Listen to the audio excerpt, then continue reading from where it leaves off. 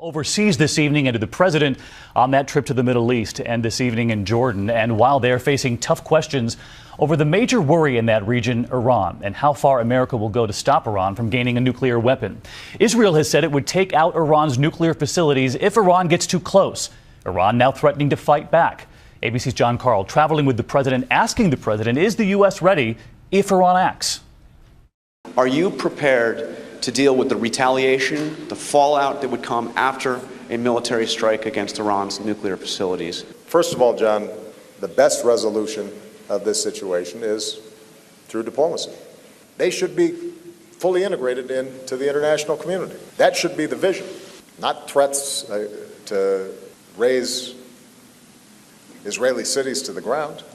But yes, I will maintain every option that's available to prevent Iran from getting a nuclear weapon, because I think the consequences for the region and for the world would be extraordinarily dangerous. Our chief White House correspondent John Carl there with a pointed question for the president. There is another powerful image from the region tonight. Look at this. Protesters in the West Bank with this poster, evoking that famous Hope campaign poster. Instead, president's face vandalized, a symbol of the frustration felt by the Palestinians, even as he speaks out for an independent Palestine while on his trip. So why are they so angry? ABC's Alex Marquardt tonight from Jerusalem. President Obama's last day here took him to Bethlehem, the biblical birthplace of Jesus. A highlight of this trip that has strengthened bonds with Israelis, but frustrated Palestinians. They vented their anger with protests, with those posters, fueled in large part by Obama not condemning Israel's settlements, the building of houses on land long held by Palestinians. Families like the Garibs. Today, their house is an island. This is how, over the past 30 years, a nearby Israeli settlement has grown, swallowing up almost half their land, the rest cut off by a security fence.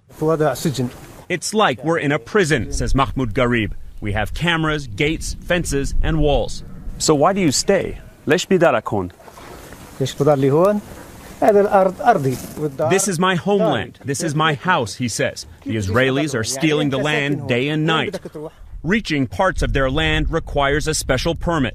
They're just explaining that this whole hillside below the settlement is their land, and it's full of olive trees. And in order to get over there to pick the olives, they need permission from the Israeli military to get through these gates and cross this road. The Israelis see it differently, arguing that Jews were here on this very land thousands of years ago. Do you understand why this family is angry that much of their land was taken? No. Or you don't see it that way? No. The beauty of these lush green rolling hills is obvious, but a solution here, far from it. Alex Marquardt, ABC News in the West Bank.